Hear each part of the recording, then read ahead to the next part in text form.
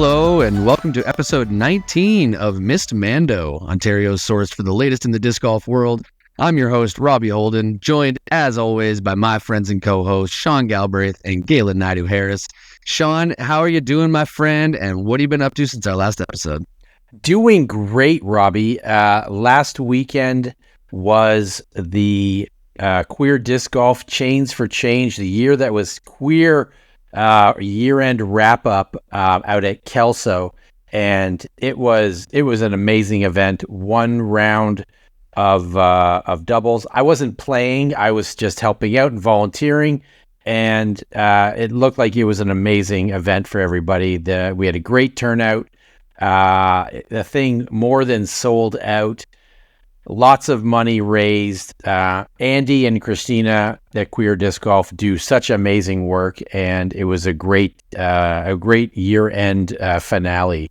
We had some absolutely spectacular weather for it.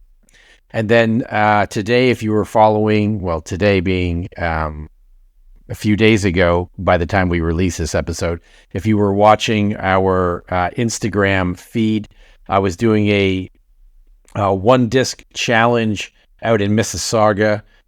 Played all three of the little beginner courses that Chainlink has put in: Spruce, Delwood, and the new Lake Aquitaine. I was using just a violently overstable MVP deflector and see if I could finish under par.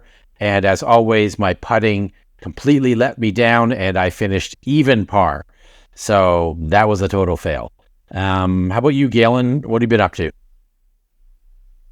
Yeah, I as we were coming up with our show notes for just like things that we did, Sean wrote, did a one disc challenge in Mississauga, and I wrote, did a one disc challenge in Mississauga and shot one stroke better than Sean, despite having not actually done that.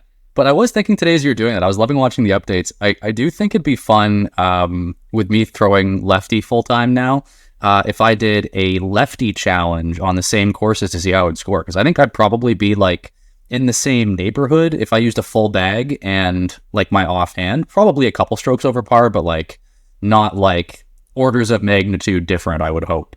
I shot like +3 at Paris a couple of weeks ago, so that feels, I don't know, roughly comparable. Anyway, though, it was really fun to watch along. I also, the only thing I have to report is having also volunteered at the Queer Disc Golf Tournament. Sean and I saw each other in person and like hung out, which is really weird since we're used to just seeing each other on the internet on this podcast.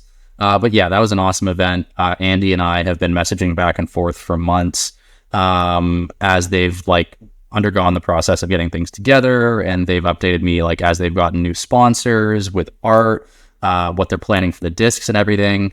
And just to see it come together at, again, one of my home courses and the course that is closest literally to my home, was so cool. So that was a great day. And also great news for Sean and Robbie in not having to hear me complain about my shoulder for too much longer.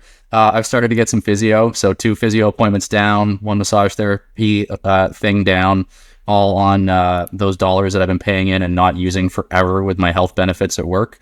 But hopefully, from what I'm hearing, should be back at the disc golf thing and throwing badly with my right arm pretty soon. So I'm doing good, fellas. How about you, Robbie? What do you got going on? Or what have you had going on? For the end of the disc golf season, it's making me slightly sad. I played my last sanctioned tournament of the year, bringing me to 28 total tournaments on the season. Only 2 shy of what I did last year, which I was doing a little bit of a right half as many as Tobin. That's awesome. I know. It's Tobin's an animal. Tobin's wild. Also aced in his 50th tournament just to cap it off, because that guy's just an absolute beaut. But in the last, so going into 2023, I had 15 total tournaments played. And in the last 2 years, I have played 58. More like quadrupling my my tournament total in just the last 2 years alone. And I'm also now, I think I'm like 26 tournaments away from hitting 100 PDGA events. which is pretty cool. So I'll probably finish up and make that my last AM season. Finish at 100 career amateur events, and then move into MPO after that. I did play my first MPO tournament this year. Did pretty good at it. Had to decline cash so that I could stay an amateur, but did well enough to make cash and beat some, beat some pros that had multiple wins in Ontario this year. So I held my own. Roller Coaster Robbie just makes appearances sometimes, and that's why I'm still an amateur. Which he did make an appearance this past weekend. So I played in the Bronte Creek Classic 2 weekends ago. We're going to get to a review of that coming up soon. But I last weekend played in the finale of the Guelph City Championships, which is always one of my favorite events every year. Being a Guelph Club member, it's 3 flex rounds played at Riverside, the Arboretum, and Eastview.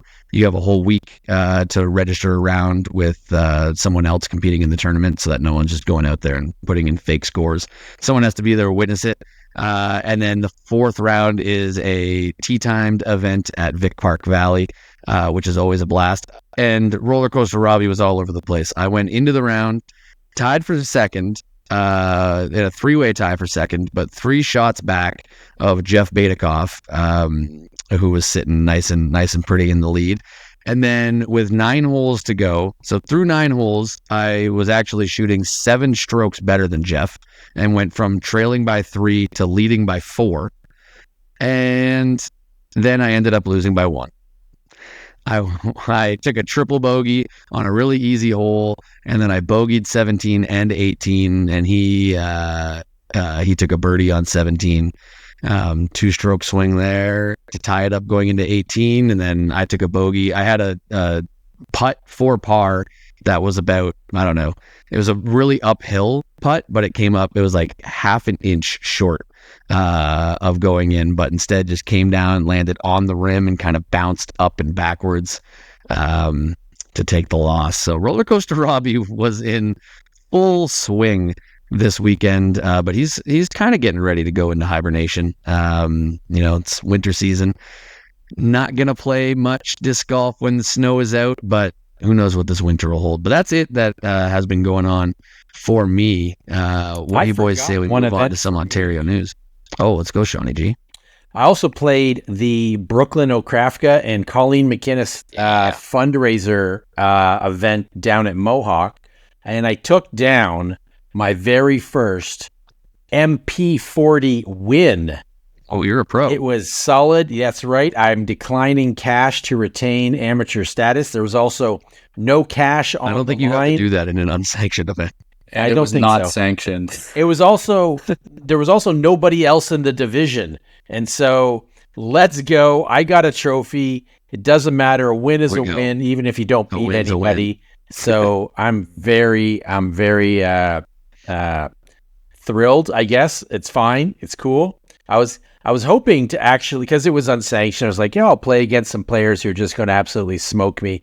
But I didn't realize it was the same weekend as the Bronte Classic, and so all of the MP40 players were at the Bronte Classic, and so there was basically nobody left. Oh well, I had a great time anyway. It was a super fun event, raised some good money for them. There were some nice CTPs and some nice prizes that everybody was winning, and seemed to be a great time. Anyway, so yeah, that was the other thing. I now have 2 trophies to my name, one of which I earned. Not this one, but it looks cool. Don's officially the podcast pro now. He's our local pro. If anybody wants disc golf tips, go to Sean. He's the pro. He'll send you in the right direction. But what do you boys say we move on to a little bit of Ontario news that we got out? He'll send you somewhere. I don't know about right direction, but he'll send you somewhere. It'll be somewhere. Probably Ontario news. Let's do it. Sean will definitely miss the Mando sending you somewhere. But Ontario news, we got the official PDGA A-tier schedule was released this past week, and there are 4 A-tier tournaments to be hosted in Ontario in 2025. Starting with, as usual, the Foxwood Open. That's going to be May 17th to 19th. We then have the Eastern Canadian Amateur National, August 16th to 18th. Canadian Nationals / Innova Rip is September 11th to 14th. And the Ontario Provincial Championships are going to be hosted in Guelph, October 17th to 19th. So we got a good amount of A tiers to look forward to in Ontario, including Nationals coming back to Ontario, right in our neck of the woods. So it's going to be a heck of a time. Can't wait for that. And unless you guys have anything, Shawnee G, we can throw it over to you for what registrations we got. Well, first, the Canadian Nationals. That Canadian Nationals is going to be huge. It has taken place the same weekend that the RIP did last year, so right between Deglow and Green Mountain, and I would expect the number of players and the number of top level pros to probably be the most that we've ever seen in Canada. That would be my hunch. Early prediction. Going to be the can't miss event of the calendar. Very much looking forward to that, and hoping I don't get roped into volunteering again, because it's going to be such a beast to run. But I probably will. Over in registrations now, there's not much left. If you like ace races, or primarily if you like space races, the MVP 3-disc or 2-disc challenge, whatever they are, that's basically all there is left. There's the Frosties Discmas doubles at White Spruce on December 7th, but that's just registration on site, so nothing to register for that. It's I'm sad. We're at the end of the year. I don't know how this year went so quickly, and we don't have any tournaments Flew by. Except one very notable tournament coming up this weekend, the tournament of the year, besides Jangle Aqua, which was amazing. And I totally also forgot to mention that I played Jangle Aqua. How did I forget that? Hey, Sean. Jangle Aqua. It was so much fun. It was a record turnout this year. 122 players at Jangle Aqua this year. I think last year was 92 or 93 or something. It was huge. It was incredible. The weather was perfection. It was Jangle Aqua. If you know, you know. And if you don't know, you definitely should know. But besides that, this Sunday, Eastview Park, Guelph, the Missed Mando Mayhem. We have talked about it a little bit before, but let's hype it up some more. So go to UDisc. You can find the event if you scroll down in the event section. Find November 10th. Bring your team. Register if you can on UDisc. It doesn't give you a spot, but it lets us give a sense of how many people are going to be playing this event. I think right now we're up to 19 or 20 teams registered. Super sick. I was just checking when I looked earlier. Yeah, fellas, we are picking up steam as of 8:56 p.m. in the evening of November 4th. 27 teams registered. 27 teams. What? That's super sick. Super sick. Amazing. Yeah. Ideally as well, follow the event on Disc Golf Scene as well, please, because I don't think that there's really a way to send a bulk message to everybody who is registered for the event on UDisc, and I want to be able to make sure that I'm going to put together a little bit of a caddy book or something like that, or just general information about the event. And if you follow the event on Disc Golf Scene and I post it as a comment, you'll get an update. So please do both things. Now, if you don't register on UDisc in advance, that's fine, totally fine. Don't worry about it. The official registration is still day of on Sunday morning. Totally fine. Now, let's say you're like, hey, I don't have a partner. That's totally fine. Come anyway, and we will either match you up with somebody else who doesn't have a partner, or we will inflict one of the three of us on you as your partner. Probably Galen, because he's injured, and it would just be funny to get him re-injured at our own event. So maybe it'll be that.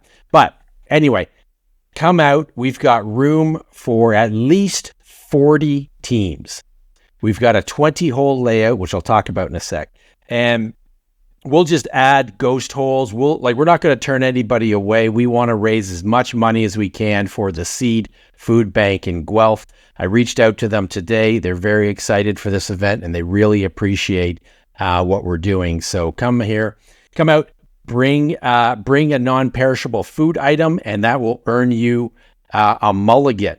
So mulligans, each player on your team can get one, and both of them can be used during the round.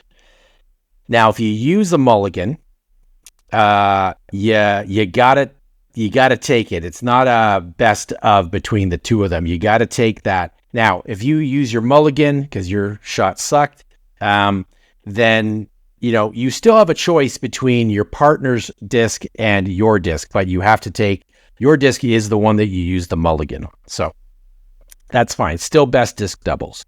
What else? Oh, Robbie and I last week, we went out and we mapped out this course. So we designed it. Robbie did a great job of tamping down some of my Robbie did a great job. That doesn't sound like Robbie. I know, it's just shocking. It's only because you haven't seen this course yet. It's diabolical.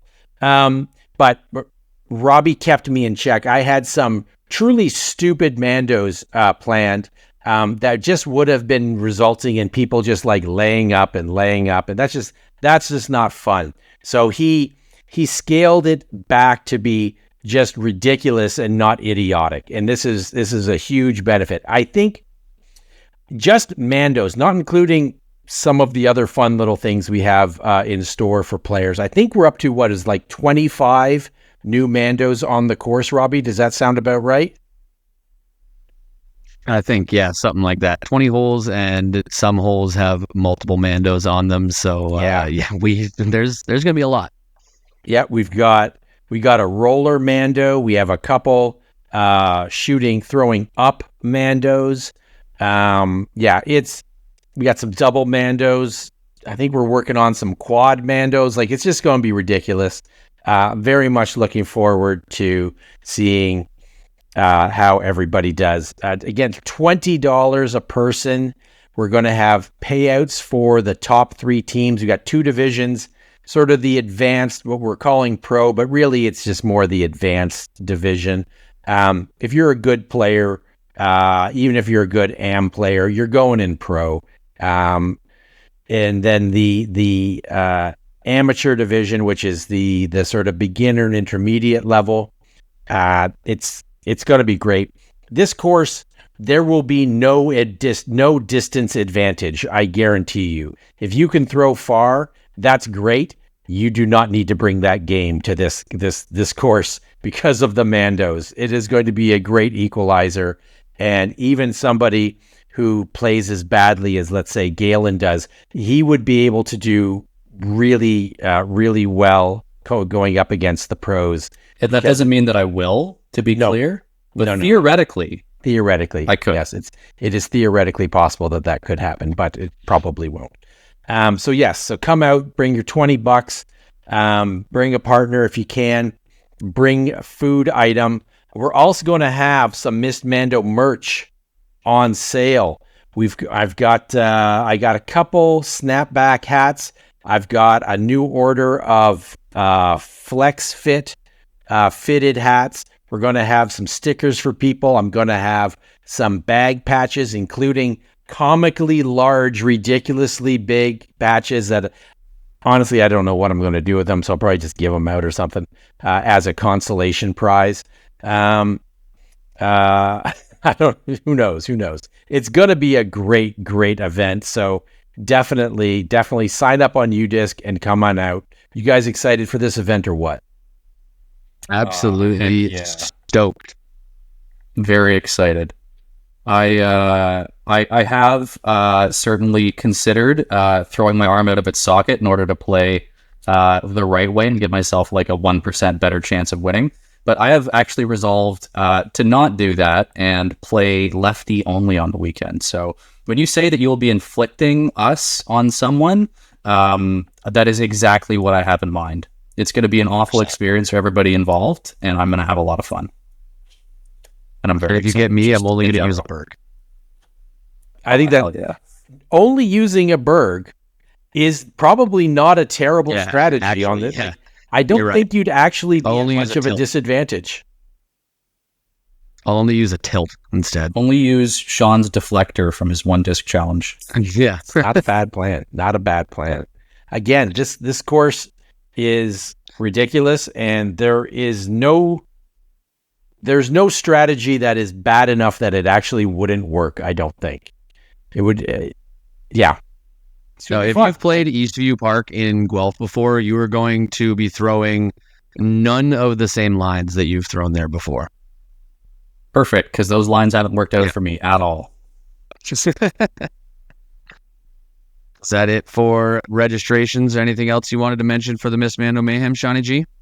I think that's it for the Mayhem. I don't think there's anything else. I think registration starts at 9:30. Players meeting like 10:45, and we'll head out shortly thereafter, and we'll start whenever we start. It's gonna be fun. As you can tell by those rough times, this is going to all be very official, very by the book. Not at all just us having fun with an event. This is going to be aggressively unsanctioned. Aggressively unsanctioned. Aggressively unsanctioned, aggressively unprofessional. Yeah, if anybody complains about any aspect of any part of this event, you are definitely going to be at the wrong event. Yes. It's all about having fun. Complaints department will handle it. Complaints department is that pond on hole, whatever it is, 13 or 14. Or the big one on 14. Yeah, the big one. 15. Yeah. Throw it in there. Cool. Never be seen again. Robbie, that's it for the Mayhem, I think. So I'm going to send it back to you to dish up whatever is next. Sweet. We can move it on over to the final recaps of the season. We close out the 2024 PDGA season in Ontario with the 28th annual Bronte Creek Classic, held as always on the amazing course at Bronte Creek Provincial Park in Oakville, Ontario. Not only was this one of the last two sanctioned tournaments in Ontario for 2024, but this was also a qualifying tournament for 2025 provincials, with the top three finishers in each division getting their qualification. This event was split up into 2 days with a total of 158 players battling it out. Great turnout as always for one of the best tournaments in Ontario. In MPO, Cam Zanini and Chris Ozolins found themselves tied at the top after shooting -7,004 rated rounds and were 4 strokes clear of third place going into the second round. But in that second round, however, Oz really took over, shooting a -12, 1038 rated round, 6 strokes better than the next closest hot round in the division, and would cruise to a 10-stroke victory over Cam, with Chris Brown shooting that second best hot round in the division to jump up into a tie for second. This gives Oz a mind-boggling 12 total MPO wins this season, more than double the total of any other MPO player in Ontario. Over in MP40, Dale Semple caps off his first season in the division with his first win in the division, going into the final round trailing by 4, but shooting the hot round by 3 strokes to pull off the come-from-behind 1-stroke win over Daryl Nantis. There was no FPO division in this event, but over in FP40, we had another come-from-behind winner with Jane Logan shooting the final round hot round to erase a 2-stroke deficit and win by 1 over Lisa Eishley. In MP50, John Holman dominated from start to finish, winning by 21 strokes over Simon Shaw. Sean, let's throw it over to you and let's get some of your thoughts from the 28th annual Bronte Creek Classic. As always, want to first give out the shout outs for the aces. So first shout out going to Nathan Donaldson for bagging an ace on hole 9, a 245-foot shot. Then Nicholas Cote, or Cote, I think it's Cote, and Jacob Balch, who both aced hole 1, 250-foot shot. And last but certainly not least, Chris Ozolins. I think we've heard of him before. He snagged an ace on hole 8, a big 294-footer. Quick little also shout out to Marcus Schmidt, who got a black ace on hole 9, was playing to the long basket and dunked it right into the yellow basket. So it doesn't count as an ace on the scorecard, but you know what? Shout out to you, Marcus. Hell yeah, tournament black ace. It's good enough to get a mention here on Miss Mando. Enjoy the extra stroke that you have to take. So there were some big time battles in some of the divisions. Robbie, he already mentioned Dale Semple's one-stroke win in MP40 and Jane Logan's one-stroke win in FP40. In FA1, it came down to the second last hole where Melissa Morledge took a lead by 1 and held off Stephanie Hall for the win. In MA40, Mark Lassou held off a late charge by Locus Carmona to win by a stroke. In MA2, Dario Zagrablik beat out Nicholas Cote, who got that ace earlier, and Owen Bazan by a stroke. There was a lot of exciting golf across the board, even in the divisions where they weren't as close as some of these ones were.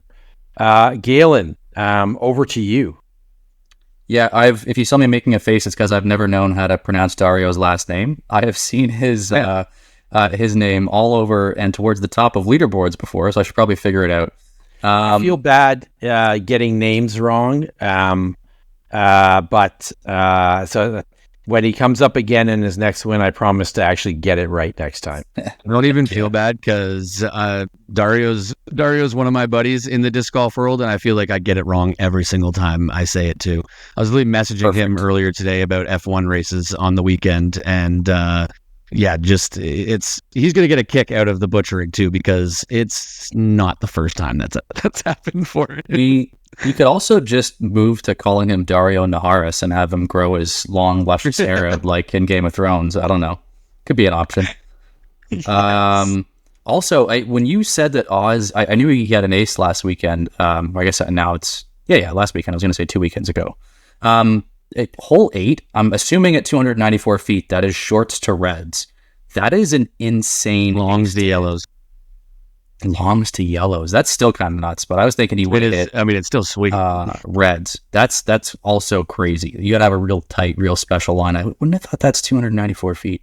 Anyway, I should probably know since it's my home course, but you guys can shout out divisional winners and people that are in battles, whatever. I am going to choose to do what I always do, which is shout out my friends. I don't care if you won. I don't care if you're good at disc golf. I care how the people that I know did in this tournament. And for me specifically right now, I want to shout out Bronte Locals, because this is my original home course. I now sort of think of it as like my heart being divided into 3 pieces with Kings Forest and Kelso, but Bronte is nearest and dearest always. So some Bronte Locals were kicking all kinds of ass at the Classic. Obviously headlined by the Chris's, Oz and Brown going 1-2 in MPO. Phenomenal work. Lisa Eshley, we already talked about, finishing second in FP40. Nuts. Tobin, the illustrious Tobin, he of 160 view fame on our YouTube channel, finishing second in MA50. John J. Mac McLeod for winning MA60 by 18 strokes. Lanny De Silva taking down MA4. We already talked about Melissa Morledge, but I'll just highlight, this is her third FA1 win. but only her first FA1 win in the division with more than 2 players, and she shot 61 points above her rating on the weekend. Just a lights out performance. So really impressed. Dennis Barnes in 3rd and Ken Michelin in 4th in MA40. A near and dear friend of mine who's more of a Kings Forest and Christie boy, but Mitch Muse for taking down 2nd in MA3, and he was like in it, jockeying the entire day, and I was watching with bated breath. So wish he could have taken one spot higher, but really happy that he is going to provincials next year already. Pencil it in. And then, of course, the 2 local young fellers, Alex Michelin for winning MJ15 and Ricky Diaziana for winning MJ12. A tournament that is always circled on my calendar. Very sad that I wasn't playing this year, but it was a lot of fun to watch from far. So, fellas, unless there's anything else on the Bronte Classic, I'm happy to throw back to you, Robbie, for the Big East Open. Yeah, let's get into it. One last thing on Bronte, just to kind of follow up on you were saying there, Galen. Yeah, this is a very special tournament, one that if you haven't played the Bronte Creek Classic before, make it out there. It is always a awesome time. It was actually the very first sanctioned tournament that I ever played back in 2018, the 2018 Bronte Creek Classic. My first ever tournament, played in MA3, got onto the lead card. And I mean, frankly, that was kind of the first appearance of Roller Coaster Robbie, because I was tied with Johnny Saftich with like 4 holes to play. He was like 13 at the time or something like that. And then I took like a quadruple bogey on hole 15 at Bronte and lost it there. So Roller Coaster Robbie made an appearance in the very first sanctioned tournament for Robbie, and he hasn't left ever since. But yeah, Bronte Creek Classic, always loved that tournament. But let's move on now to the Big East Open. Huntsville saw the other final sanctioned tournament of the year with, like I said, the Big East Open, played at the new course there, the Big East, designed by Kevin Farley of Fluent Disc Sports, as I believe that's the full title, Fluent Disc Sport. Fluent, that's what I know it as. While this course currently only has 9 holes, it is definitely not a pitch and putt. For those who haven't played the Big East yet, and if you find yourself near Huntsville, you definitely should. It has holes ranging from a 180-foot par 3 all the way up to a 790-foot par 5. Definitely check out the photos of it on UDisc. The course looks gorgeous and can't wait for it to expand to a full 18. The event used 2 PDGA color-based divisions and had 18 players in the field. In total, the players did 3 rounds of 9 holes for a 27-hole event. In the blue division, Tyler Smith was able to get a 2-stroke swing over Josh McRae on the final hole to win by 1 stroke. And over in the green division, Caius Bellhumer. Yeah, I think I nailed that. You know what? Yeah, I nailed that. Put down 5 birdies in round 2, but a double bogey on the long par 5 almost cost him the event. Thankfully, he held on and won by a stroke over John Bromett. Sean, let's send it over to you, my friend, and let's hear some of your thoughts from the Big East Open. Don't have a lot to cover. No aces. Unsurprising. This course is not one that I think is going to bag a lot of them. Even on the shorter holes, there are some tight tree gaps. It's a tough course. It's got a lot of potential. I'm looking forward to it getting played out a lot more. Shout out to Joseph Bell for shooting a 908 rated first round. That is a huge 80 points above his rating. And then also shout out to Bryce Farley for just destroying his dad, the course designer, by a whopping 3 strokes. Well done, Bryce. Well done, Bryce. And I hope you are not grounded for having done so. Yeah, that's it for me for the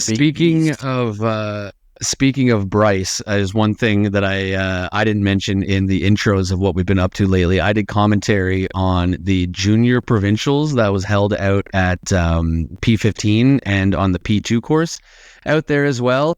and Bryce hit an absolute picture-perfect ace on the final hole of the first round.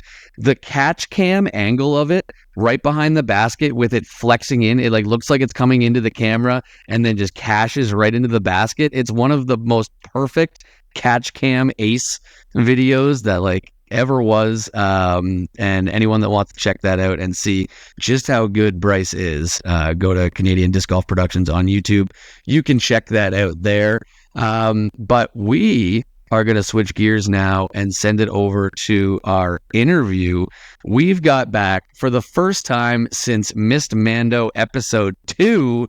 We are bringing back on friend of the show, Chris Ozolins, who, of course, we have talked about plenty of times this year. I just mentioned in the Bronte recap, he just got his 12th win of the season at the Bronte Creek Classic. So perfect time to bring him back on and talk about a great season that he's had. And we will be right back on Missed Mando. Our next guest has been talked about a lot on this show since we last had him on in March, as he kept racking up win after win after win all season long. 12 total wins this year, including most recently at the 28th Bronte Creek Classic, the third time he has won at that event. It is a pleasure to welcome back to the Missed Mando podcast, Chris Ozolins. Oz, thanks so much for joining, man. Thanks, boys. Good evening. It's awesome being back here. Always a pleasure to have you on the show, and congrats again on winning the Bronte Creek Classic, like I mentioned, and snagging an ace during the event as well. So a little extra feather in the cap there. You've never placed lower than second place at this event. And as a Bronte local, how special is it to keep coming back to this event and keep having success? Pretty special, I guess. Cam Zanini's a thorn in all of our sides here, so he'll win it every second year like clockwork. But it's nice to come back, and especially in that weather. It was pretty darn windy out there all weekend, but take that one down. It was also the first tournament I ever ran. I think 12 years ago was the Bronte Creek Classic, way back in the day. So you've had, needless to say, it holds a special place in your heart then. Absolutely. Do you like the classic layout better than the Beast? I don't know if like is a, yeah, I guess yes. I'm going to say yes. It's not as challenging by any means, but it's the layout. It's some iteration of what we play for tags every week. You know, we're all familiar with it, and it's kind of comfortable for everyone. So yeah, I think it's kind of our bread and butter at Bronte, the layout we get for the classic every year. It's classic. That was the distinction I was going to make, is like it's kinder. I don't know if it's better or worse, but it's more attackable, I guess. Yeah. I mean, I think maybe subconsciously 13B was a response to how attackable the whole course was. So we're like, you know what? We're going to make it nearly impossible on this one hole and then lay off on the rest. But yeah, a lot of fun. So you've had a pretty amazing tournament year this in 2024. You've got, as Robbie mentioned, 12 sanctioned wins. You've had an additional 3 podium finishes. I think the average that you've won by is like almost 8.5 strokes. In the second half of the year, you've I think your average finish is, like, if you exclude like the big like American tournaments and stuff, I think your average podium finish or your average finish is like 1.11, because you've had a single second place finish.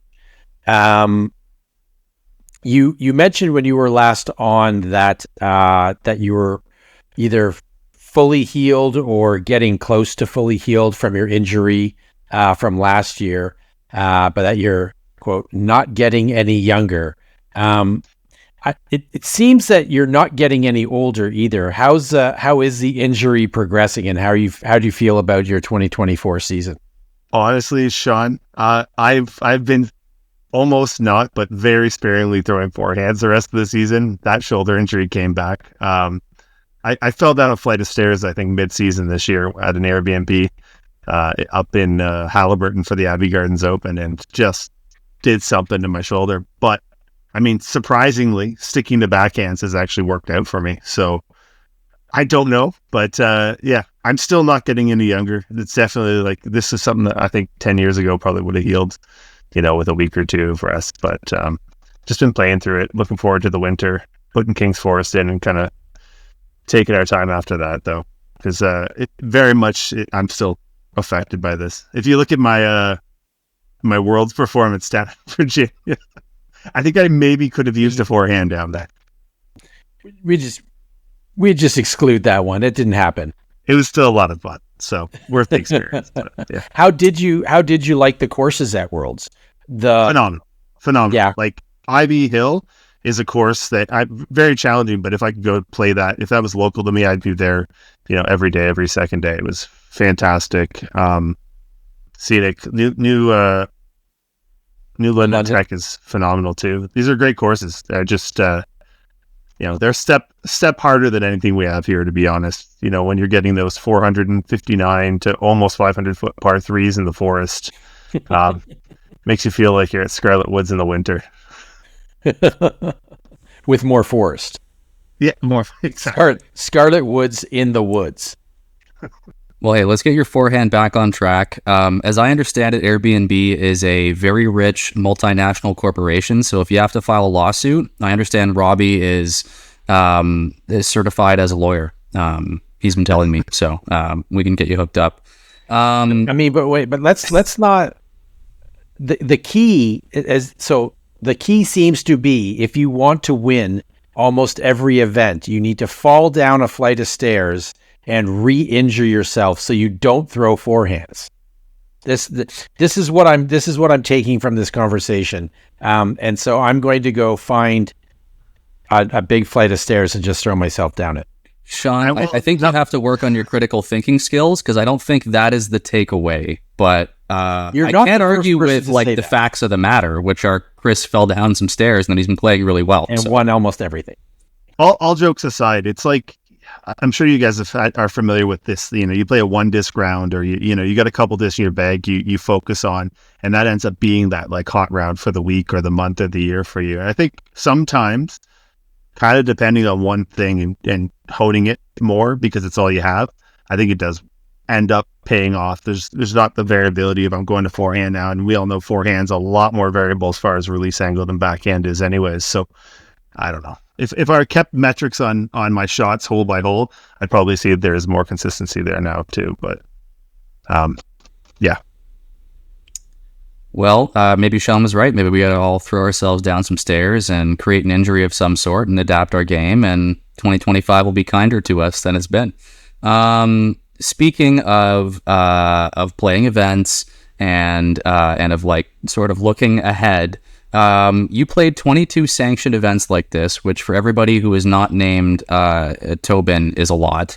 As you're sort of looking back on this year and forward to next year, are there certain events that you try to make sure you're always available for? Is it more you just sort of play it week to week, month to month? What is it that you look for to plan out a season and sort of as you're making on the spot decisions in a specific event to figure out like what you're going to play over the course of a season? It's a good question. I think, this will be my 14th year next year, and you find tournaments you really like, or TDs you really like, or experiences you really like over the years, and you kind of keep returning to them. We're actually on the ODSA kind of just doing our competition committee discussion of all the applications for the tour next year. And, anecdotal plays a big part in this when we're kind of sharing our experiences, because not everyone's been to every event.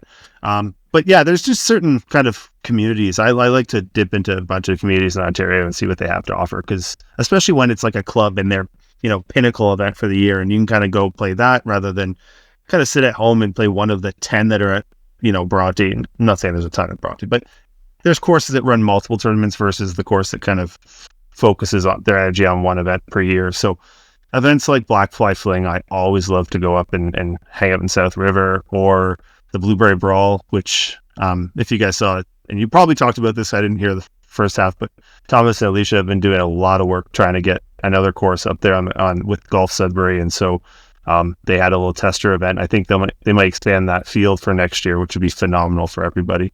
I'm turning 40 next year, so trying to get down to Masters Worlds would be pretty sweet. despite the fact I'm going to play MPO all next year. But that's something. I'm trying to think. Oh, I mean, Guelph for the provincial championship next year. If anyone's not excited about that, you're nuts. I've already been getting a bunch of communication from the Guelph group. They're already well into the planning phase for this, so super, super impressed by them. Nationals next year. If all of us aren't there, I'd be blown away. That's in Peterborough at the beginning of September. And then here's one. If anyone's watching this and is looking for someplace to go next year, this is kind of an under the radar event because it is 7 hours away from most of us in Southern Ontario. But the Northern Ontario Championships is taking place in Sault Ste. Marie next year. Mountain View, which is like just 30 minutes south of the Sioux on an island called St. Joseph Island, is a tournament we've gone to year and year again. It's called Gaps Gambit, the tournament there. They just expanded to 27 holes. This is a sleeper course. This is something that would impress a lot of people, especially with the new expansion. On top of that, they're putting in a golf course, 18-hole disc golf course on at the Route, I believe it's called, in Sault Ste. Marie. So I'm especially looking forward to that one. But we're going to have a busy September, October next year because we've got Nationals, Northern Ontario, and provincial championships kind of all within a month and a half, 2 months span there. It's always bummed me out that Gaps Gambit is the same weekend as Dreammaker, just because I love Dreammaker so much. Going and camping with everybody there is such an awesome vibe. So I was so excited to see that Knock was going to be up in that area on those courses, and I can finally go up and experience it. 100% will be on my tournament list, which, I mean, really is no shocker for me. I played everything everywhere. But super excited for that. And also, just to follow up on what you said, gotta also slide in a little shout out to my home club, the Guelph Disc Golf Club. I am so pumped for provincials to come to Guelph, so huge announcement there. But Oz, we have mentioned for you a bunch of your playing highlights for the season so far, all the wins and podium finishes, all that stuff. But what would you say are some of your biggest personal highlights from the season? Oh, I don't reflect on stuff like that a lot, honestly. So this will take me a second to think about it, I think. But I don't know. Honestly, just having a season I could dedicate to playing enough events, kind of switching my professional landscape as far as what I'm doing for work right now and looking at other stuff. So amidst all of that, I was able to play and really happy about it and focus on my game. Honestly, more than anything, my personal highlight isn't necessarily about my performance on the course. I think in Ontario specifically, with the ODSA, we've had a lot more buy-in this year. And I'm proud of a whole lot of people who have actually stepped up and I think within their community and, within the province as a whole, kind of started to take on that responsibility of, we have to build this and grow this and promote kind of certain pieces of that. And you guys are absolutely part of that too. Like seeing how dedicated you guys are to this. And I listened to, I think, one of your updates on a trip up north. That's kind of how me and Rachel listen to the podcast now.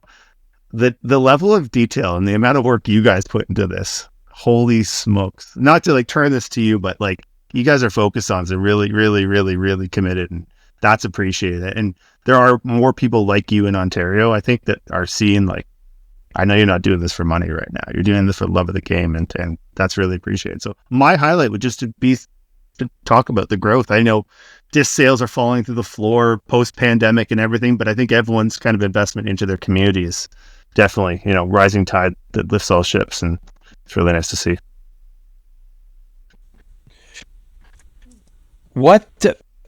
So we talked about your current season.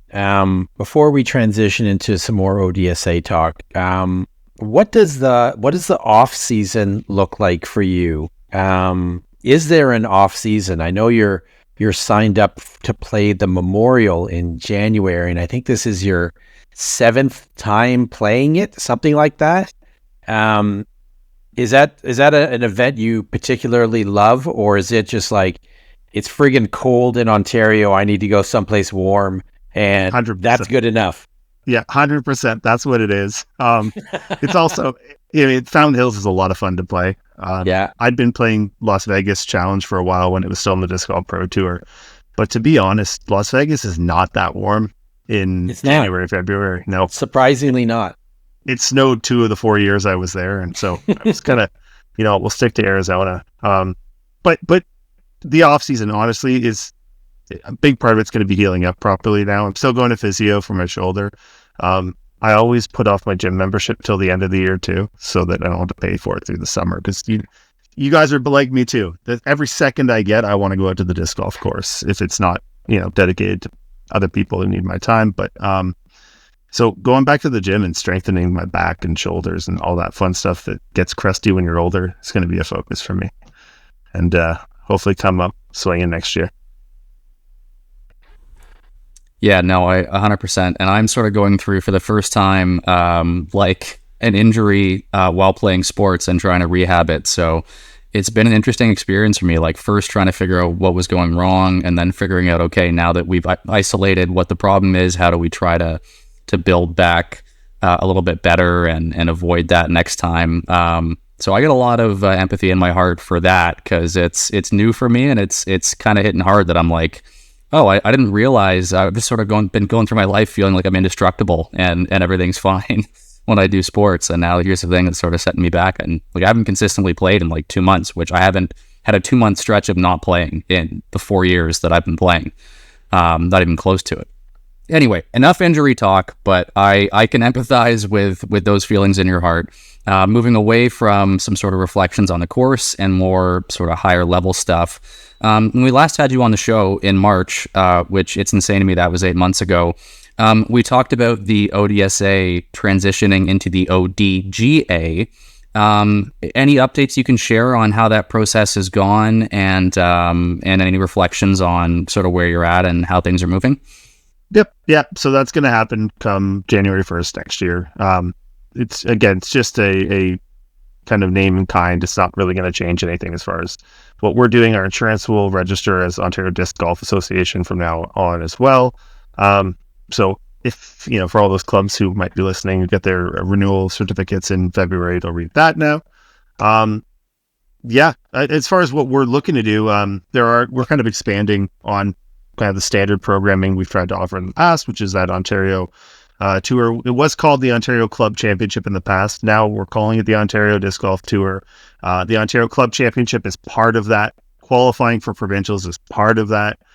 We had more applications for that tour than we've ever had in the history of it running. I think there was something like 46 applications, 46 different events wanted to be part of the tour next year. Which put us in an interesting place. In the past, we've kind of reached out to folks, and now it's about kind of refining who maybe deserves to represent, big qualifying events in Ontario, and maybe see how we can work with the rest of the events. And that's kind of what we're in the process of doing. Ryan Bevilacqua joined the board last year, and so we've always kind of wanted to reach out and we just didn't have the power or the capacity to do it, but Ryan's going to expand what we do with junior programming next year. So we do have our Little Hyzers initiative. That's going to kind of merge with the Nico's Drive tour, and we're going to expand the Nico's Drive Little Hyzers junior tour across Ontario next year and do our best to fund every single junior who'd like to, participate for the first time in competition. That's a kind of a grassroots effort we've been trying to make for years now. We just never had the capacity to kind of spread our focus out that much, but Ryan and Carl are going to be a big role in doing that. And so you'll see some fundraisers come out from the ODSA shortly where we're going to post, another 4 or 5 pound bags that we're hoping to help entice the rest of Ontario into supporting that initiative. And I love what Dan Gilbert's doing right now with the Masters Tour. And so we're looking to get into that space too and help with that, because it's super important to work with those underrepresented demographics that are both growth opportunities, juniors and Masters age players. And so, I'm more excited. I think December 1st, we're going to be announcing what the Ontario Tour looks like for next year. The events, the dates, we're trying to spread it out so that everyone can play as many as they'd like. I think you'll see too, we have like elite status for the Northern Ontario Championship next year. So we'll have a few more qualifiers than the rest of the tournaments to help entice folks up there. It's only about 7 hours for most people, but I think it's going to be the last event of the tour before provincials too. So I'd expect that's going to drum up a bit of business for them as well. On top of that, working on 2 new courses right now in Ontario too. I can't tell you specifically where they are. One is in the quasi north, and one's kind of close to home here in Hamilton, though. So I can't wait to share those details with folks as soon as we're able to. But yeah, King's Forest goes in like a week and a half. That's the big news on the horizon. Let's too. go. So I'm excited. Yeah. I am so pumped for Kings to be back. Oh my goodness. Too. We'll announce the Golden Horseshoe Doubles event shortly too. We're going to put registration out there. I'm suspecting that's going to be the last weekend of November that we're going to run that this year. Oh, cool. Nice. While That's we're talking Kings quickly, is the plan to have another KFO as well? Absolutely. So I applied to put that event, and this is out of my hands whether it gets accepted or not, to be the first qualifier in 2025 for the Ontario Tour. Hoping to expand it even bigger than last year. Not that it wasn't big, but I'd like to up the tier on that and still get that 170 competitors through in 2 days. I'm always skeptical about March weather, but reasonably so. Yeah. Last year was a blessing, so I'm hoping we get pretty much the same winter, if not better. Would be fantastic. I don't know how much better it could get, but yeah, thrilled. We're gonna do KFO in March this year. So as we reach the end of this year and start to build towards next year, are there any goals or more initiatives on the horizon that we haven't talked about for the ODSA or the ODGA? We've talked the little hyzers, doing more with 60 and hyzer. Are there any other programs or initiatives that you want to talk about and hope to build? Other than the junior side kind of expanding, I guess I'll add some clarification. This was because feedback from a lot of our tournament directors was it is quite hard to field every division we would like to see in an event in Ontario for each event. We tend to exclude others because we're trying to solicit 8-year-olds, 10-year-olds, 12-year-olds to play in these events as well, which is kind of it's a difficult undertaking, especially when you're looking to get 4 to 8 people per division. So part of that Little Highs initiative that I'm going to expand on when you're asking about it is that we're going to try to focus kind of the junior energy on that to allow for a little more capacity in these Ontario Tour events for young adults and adults to compete and age protected. So we're excited about that. We've got our AGM usually March, April for the ODSA, or ODGA, I should say now. Hoping that we do see a little bit of interest to add a few board members in that too. We're going to be soliciting that shortly as well. And just as we grow size-wise with the board, and the conversation we have or are having are fantastic, but we just need that extra capacity before we even consider more programming, because I'll say it's a full-time job right now. I know Corey with the Ontario Tour, she's constantly busy. Bevy's going to be really busy this year and need, I think, a lot of people's help when he's reaching out about doing events in these communities that they're hoping to do events in this year. Ultimately, a lot of focus is still on Canada Disc Golf. Not to go off on a tangent, but the NSO status being recognized by Sport Canada is really, really, really, really important in the cascade effect for every province, not just our own. But it's always been our goal to return to public funding from the government, and we need an NSO first to do so. And so that's going to be one of my primary focuses in 2025, is to continue to jump through the hoops, the governance that we need. National team is a big thing. Kind of, you probably see a bunch of it on social media right now. That's one of the boxes we've actually checked off so far in national team selection policy and whatnot. So that's where my energy is going to be focused in 2025. So we've talked a little bit about the kind of future plans for the Little Hyzers and merging with Nico's Drive, but how did 2024 go with the Little Hyzers program? I did see earlier in the year that the ODSA was covering all registration fees for players at the Ontario Junior Provincial Championships, which I absolutely love to see. Did you see a uptake in junior participation this year? It seemed to me from the amount of tournaments that I was participating in that there definitely was. But for obviously someone more hands-on with everything, you might have more insight into that sort of thing. I think there were definitely more juniors at events on the whole this year if we had the metrics in front of us. But I think as with that program specifically being kind of a driving force behind that, I don't think it's had enough time to marinate yet.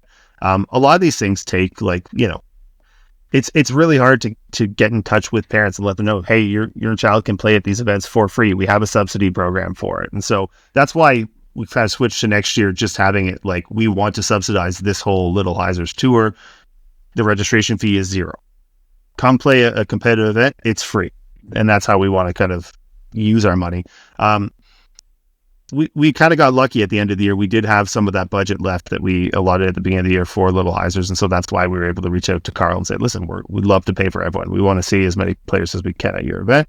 But we did get, I think it's something like 24 children or parents reach out to subsidize their child's first entry in the actual tour this year. And then we had the extra budget for the junior provincials after that. But we're looking to jump to really, really, really, really double, triple, quadruple that for 2025 and just pay for everyone up front.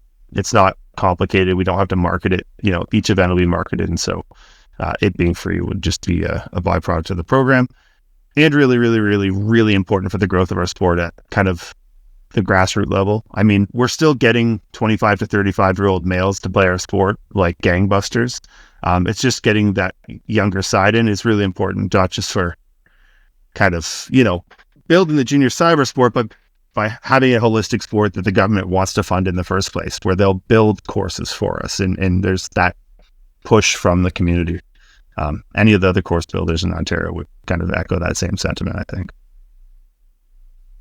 Yeah, I mean, we know that Robbie Holdens and I will be there for every event anyway, because we're addicted to it, but it's those underrepresented groups, it's those folks that may face barriers to playing that need a little bit more, I think, attention paid. And I know it's something that's always been important to you, is making sure disc golf is welcoming and accepting to anyone. And there are pathways for folks that might not traditionally be sort of exposed to playing or have the capacity to do so, creating that opportunity for them. So we've sort of talked in broad terms about the ODSA, ODGA, and some of the specific programs.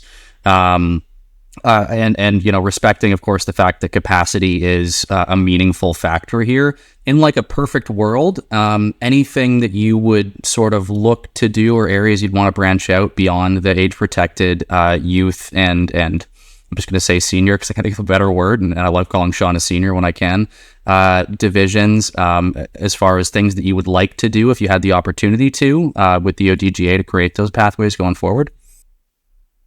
It's a bit of a loaded question, I guess. We can only think so far in front of us, right? One thing I will say, just anecdotally, and I think 3 of the 4 of us were there last weekend, there's a culture associated with our sport as well. And this is one of the driving forces behind not necessarily wanting to cater to, 8, 10, 12-year-olds is kind of on the fringe for these events, because these are kind of adult events, right?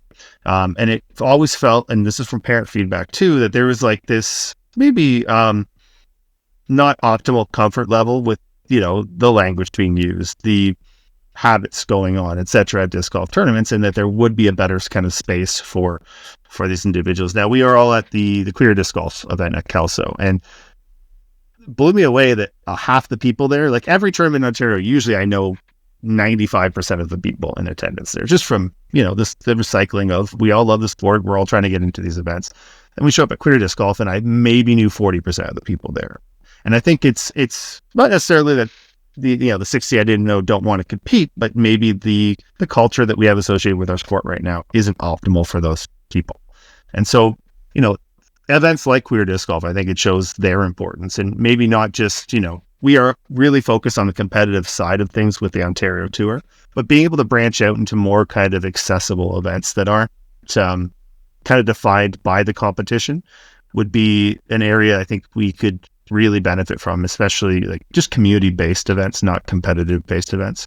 If we have the capacity, that's a space we should totally look into. It's something that's going to help grow what we do and, appeal to casual disc golfers and families and whatnot. So yeah, that would be my answer, Galen, for that. And I think you guys saw there was definitely a different culture in what we were doing at the Queer Disc Golf event. And it's Yeah, totally. And I didn't feel like that was an event that was not welcoming, though, to people that are more closely aligned with like the traditional disc golf culture. And I think that's always, as sports modernize and start to focus more on being more inclusive, there's a bit of a push and pull. There's a tension between the way that the culture of that sport has been and the way that perhaps some of us would like it to be.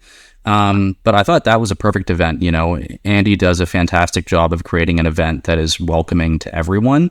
And, you know, the folks that want to show up and drink a couple of beers and perhaps be a little bit more rough around the edges, I felt like they were still in their element and still really welcome too. It was just that, you know, creating space in the space of that tournament for everybody else too, which was really cool. And I think we can take a lot of lessons from events like that and events like the ones that you focus on running and programs like the ones that you run. So I'm totally with you. That was a great example of where I would love the sport to be writ large. I've just share one more anecdote. I've been in this long enough. 14 years is like, it feels crazy because I feel like I started playing disc golf last year. But even like at a club level, Bronte Creek, for instance, just from my experience, there was a completely different culture around the sport 14 years ago when I started. And I've seen this shift that we had to accessibility. The whole thing, our competition, our events, they're more formalized, they're organized, they're professional.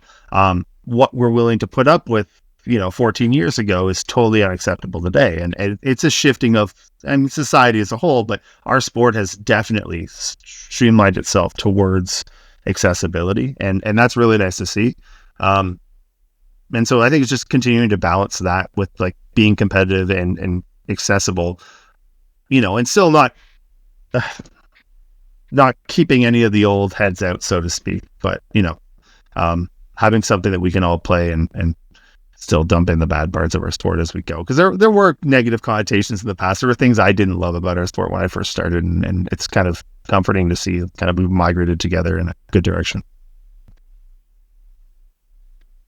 So Galen wrote this next question, so I'm gonna rephrase this a little bit and say Galen was really excited to get his hands on a crux and a nuance at the Battle of the Alphas last month. Was it exciting seeing those discs hit the shelves after almost literally years of speculation? And anything exciting on the horizon for you on the Thought Space Athletics front? When are we getting a Chris Ozolins signature disc? And if that was to happen, what mold would it be? Holy smokes. First of all, yes. This disc, the Crux, this exact disc was supposed to come out. We were supposed to get a sneak peek of it at Canadian Nationals in Thunder Bay. That was what was going to be our tournament disc. I was thrilled. So that was 2020, 3? Yeah. So yeah, I've been waiting a long time. Love the Crux, love the nuance. If I could,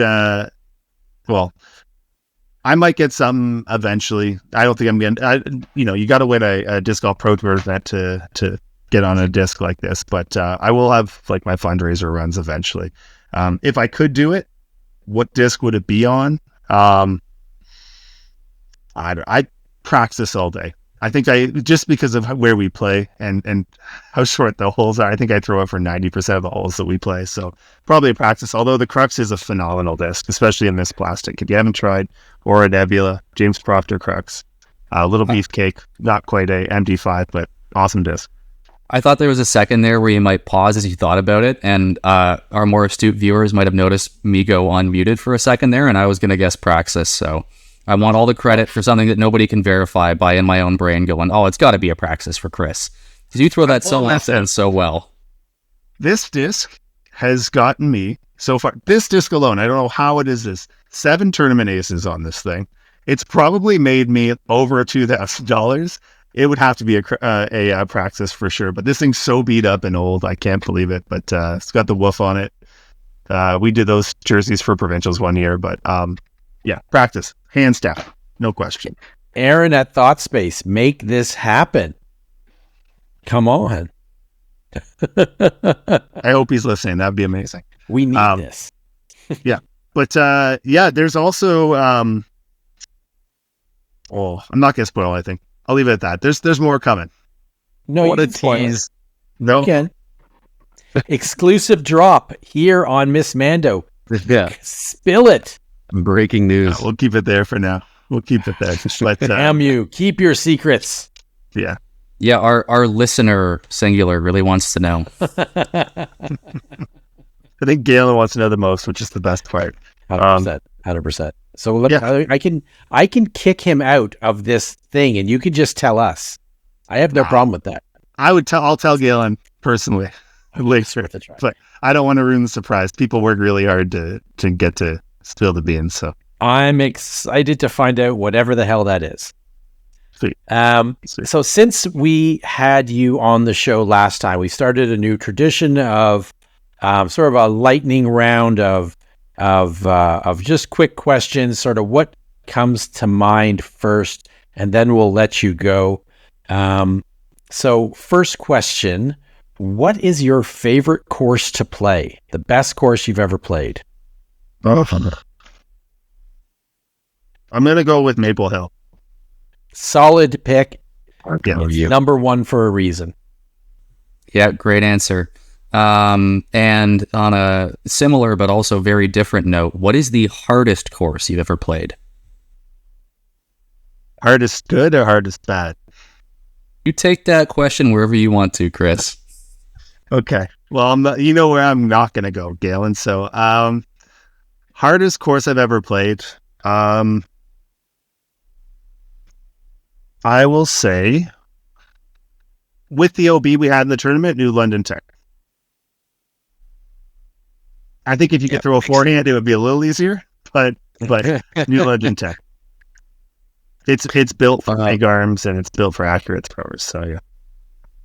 Nice. I mean, it looks amazing too. I would say that I want to play it at some point, but it's gonna chew me up and spit me out. But you know what? I would still love it anyways. So I'll still say I wanna play it at some point. Anyone will love it. Anything you've watched on television or watched on Jomez and get to play later, it's always fun, regardless of what the outcome. Yeah.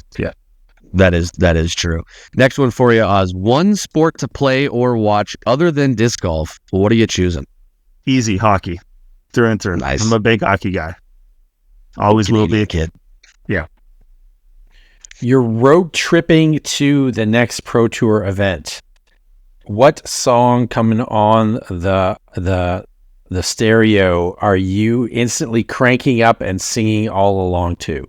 Alternatively, go-to karaoke song. I hate singing. I'm definitely Fantastic. embarrassed of that, so it wouldn't be karaoke. But wow, on a road trip, what would I be cranking? I've got a weird eclectic music taste. It would be something from the 80s, like Tears for Fears something, or me and Rich were at Christy cranking Alexis on Fire today, and I love like kind of melody-driven metal. So something like that too would be pretty fun. But you can't beat Tears for Fears if you're looking for like something classic. And just before I ask the next lightning question here, just so you know, it's 0-0 Leafs Bruins with 4 minutes left in the first. So I'll take that. In this same hypothetical road trip where you're blasting Alexis on Fire, what is your favorite place? Where do you want to stop for food on the way? If Rach is in the car, we have to stop at Sonic's. It's like mediocre at best, but for some reason loves it. If it's just up to me, there's a chain of restaurants called Flower Child. I don't know if you've ever been to them, you guys. It's too weird then. Let's just go with the main one. If I got to stop at like a restaurant down in the States, it's not McDonald's, because American McDonald's is even worse than Canadian McDonald's, so I can't touch that. It could also be in Canada. You don't have to go to the States necessarily. True. Yeah, what the heck am I stopping at? I had an unhealthy addiction to spicy chicken, Wendy's spicy chicken sandwiches when I was in university. So I'd probably say Wendy's spicy chicken if we have to. But yeah, there's a place called Flower Child in the States. Look it up if you're ever in Arizona, Vegas, any kind of southern states. It's kind of fast food that doesn't make you feel like a pile of crap. So really good stuff. Well, you've got my interest peaked for sure. If I'm ever down in that area, I'll have to check it out. What movie, Oz, for you never gets old no matter how many times you watch it? So many good ones. Right. I'm trying to think. I love The Life Aquatic, Wes Anderson fan, as well as Rushmore, if you've seen those. Those are like, I laugh at those jokes repeatedly, even though you know what's coming. Yeah, I'd say one of those two, Life Aquatic or Rushmore. Yes. And our last question for you, pick a superpower. What's it going to be? Live forever, for sure. That sounds miserable. You know what? Like, No. More life, more disc golf, buddy. So long as you good. could choose, I think that's a solid pick. So long as you can choose when you lose the superpower. Otherwise, you're just basically a vampire. And I don't think that would be a good perpetual existence. I don't hear many teach their own, vampires Sean. complaining. Yeah. Yeah. Fair point. Fair point. Let me reiterate, like, live forever in my early 30s would be fantastic. There we go. Live There we forever. go. Yeah, I actually read a really good book about that when I was in high school. I forget the name or I'd drop it, but where there was, some technological innovation that lets you essentially pause your aging and you could still die of natural causes theoretically. But as long as, you made good decisions, you'd live forever at the age that you took it at. And it was a really, really good and really thought-provoking book. So if I ever remember the name, I'll share it somewhere. I don't know where. And still nothing, Leafs Bruins for those who are following along at home. But that's it for our lightning round. Before we let you go, Oz, want to make sure you have the floor. Any shout outs, whether it's, a sponsor or anything that you're excited about right now or any final comments, the floor is yours. I'm going to give 2 shout outs. One to Team Canada in Australia. I don't know when this is coming out, next week, but Coming out on Thursday night. okay. So they started yesterday, if this is coming out Thursday, but they're starting Wednesday the 6th. I think we're taking on China, Latvia, a few other teams the first day. Best of luck to those folks. You're doing us proud and we love it. And then my second shout out is always when I come on here, you guys, you've stuck with this. This is growing. You've got merch. You guys take a deep dive every week you do it, and you've got so many guests on from across the Ontario disc golf community, and really appreciate you guys. So thank you very much. Oz, thank you so much. 1, for all those kind words, and 2, for coming back on to join us. You are a part of a small club of repeat guests that we have here on Missed Mando, and I'm sure it won't be long until we have you on again to talk more about what's going on in the disc golf world in Ontario. But until then, it has been awesome to have you on. Thank you so much for joining us again, and we will be right back on Missed Mando. Welcome back to Missed Mando. Thank you so much once again to Chris Ozolins for coming back on and joining us. Now our 4th member of the multiple episode club. So we'll see if we can keep growing that list. And of course, we will have Oz back on probably at the start of next year to talk more about what the ODSA has going on and about his season, because clearly he wins a lot. But The only thing I want to know is where his Miss Mando bump is going to come, because we have no sanctioned events left. Is he just going to shred the Kings Forest Club all winter and just take it out on the rest of us that he joined us on the podcast? Because that's what I think. He got an entire season Missed Mando bump from our first episode. I have it on good authority that he's coming to the Mayhem. Let's So go. that could be it. Is that good authority UDisc, which has him currently registered? No, it's Chris. He says he's going to. Okay, that's a good authority too. Yeah. So I think that's the plan. Yeah. It's funny on Straight UDisc, from I the can't source. actually tell who actually is registered because all I see are team names. Yeah. Oh, I know, I I tried to think go if in you go earlier on and see. if you go on the desktop app, because that's where I pulled it up to check that we were at 27, you can see it. So he is currently registered on Team Carnival Games with Tobin Isaac. Okay, good. Oh, Good. Oh, This yeah, will be amazing. some Ontario legends right there. Sweet. Absolute Ontario legends. Man, the Mando is going to be, or the Mayhem is what I meant to say. The Missed Mando Mayhem. I think we can abbreviate it's whatever the heck we want. It's our tournament, buddy. Absolutely right. You can Yeah, call it Mist. the Mando if you want to. You can call it the Mist. You can call it Yeah. the Mayhem. Yeah. Speaking of mayhem, what do we have some This. Canadians about to inflict on the world? Yeah, Shawnee G, let's go over to you. So down in Perth, Australia is the 2024 WFDF World Flying Disc Federation World Team Disc Golf Championships.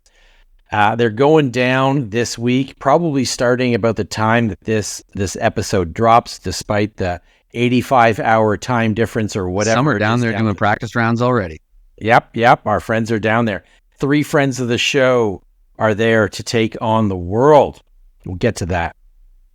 This event is the final qualifying event for the 2025 World Games in China, where disc golf is going to be an event. I don't know if it's the first time or it's multiple.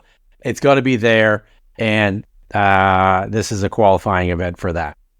This event, it truly is a world event. It's got teams from Slovakia, China, Lithuania, Czechia, France, Germany, Latvia, Norway, Thailand, Estonia, Croatia, Italy, Australia, Netherlands, Finland, Japan, Singapore, Great Britain, Austria, USA, and of course, the number 1 Team Canada.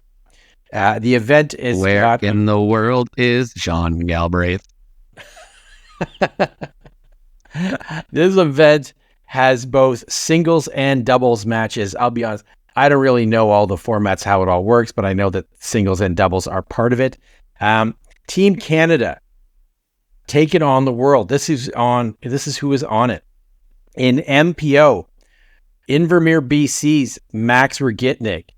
We got Casey Hannemeyer, Noah Higgins from Lethbridge, and of course, Thomas Gilbert, friend of the show. In FPO, we've got Victoria's Christy Lee, friend of the show, Colleen McInnes, Karen Martel out of Quebec, and of course, Sophia Dunica out of Victoria. She's going to just absolutely destroy everything. I didn't realize we had Christy Lee and Sophia Dunica both out of Victoria, BC. Yep. Man, the disc golf powerhouse of a city. Yep. The team in general is West Coast, a little West Coast heavy, but that's no bother whatsoever. No bother whatsoever. In MP40, we've got David Ross from South Surrey, Craig Sheether from Coquitlam. We've got Hector Diakow, I think that's how you pronounce it, out of Duncan, and Stuart McIsaac out of Mission, BC. Some notable non-Canadians. Now, they're going to go home very sad, these notable non-Canadians, but these are non-Canadians who we should probably mention are going to be there and trying to take it down from the best team in the world, Team Canada. We've got Estonia's Albert Tom, Seppu Payu, Manabu Kajiyama, Katie Alsalu, Katie Tati, Rachel Turton out of the UK, Anniken Sten, and for Team USA, Leah Sinagini. They will be formidable opponents, but unfortunately for them, they're going to have to settle for not gold because, as we know, Team Canada is going to take it down. I'm surprised you didn't mention your world's favorite caddy that happens to be playing on the MPO team for Team Estonia. Nobody of note. Sean's favorite caddy in the world, Silver Lot. Didn't even see his name on there. Is he caddying for somebody else? I don't think Kristen's on the FBO team. If they are, not. That'd be an issue. Apparently Silver Lot is also there. That's fine. Cool. Yes, he is there. I also love seeing Seppu Payu still out doing stuff. When I was first getting into like watching pro tour coverage, was when Seppu was still on the tour and was doing really well. And he was the first like YouTube personality that I kind of followed, like their blogs and stuff like that, even before I started watching Simon vlogs and a whole bunch of other pros that are now doing it. Seppo was putting them out through the Prodigy YouTube channel, but they were just vlogs from him in Finland. And I loved watching them. And he was one of my favorite players at the time. So I love to see that he's still playing in some tournaments. And I think I read somewhere too, he recently just like ran a European tour event over in Europe. Was actually the tournament director for it. So Seppo Payu still out doing good things in the disc golf world. Very, very cool to see. Galen, any thoughts on the WFDF? Just crazy proud that we got 3 missed Mando guests representing, obviously, before anything else, the podcast down in Australia. I don't know. For me, I am a sucker for national pride. I am like, I think there's a lot that... Yeah, that's just... Oh, man. I think there's, obviously a lot we can do better as a country, and there are like things that I will try to like influence as far as positive change when it comes up. But for me, you put the national anthem on, you hang a flag, you send somebody to represent our country somewhere else in the world, and I am there. I'm going to be passionately jumping up and down in my chair as I see the results coming in. So no, I got nothing to add, man. I'm just jacked up for this. It's going to be awesome. Definitely follow the Team Canada players on Instagram to see, their practice rounds and just see what these cool courses down in Perth, Australia look like. It looks so far like it's going to be an amazing event. There is a official PDGA page for it as well, so you should be able to follow along live through PDGA Live. I'm hoping so, at least, because I will definitely be locked in and watching those scores. Actually, no, I won't, because they're in Australia and I'll be sleeping. But I will absolutely check on those scores when I wake up in the morning. That's what I will do. But if that's it for the WFDF World Team Championships, let's now talk about something that we did way back in, I don't even know when. I should have wrote down the date of when we did this, but earlier in the year, we did a Missed Mando fantasy draft. We drafted 3 MPO, 3 FPO, and then a dark horse of each. And we've got some results to talk about. Galen, let's throw it over to you, my friend. Yes, we do have some results to talk about, and we are also going to loop in a recap of our picks.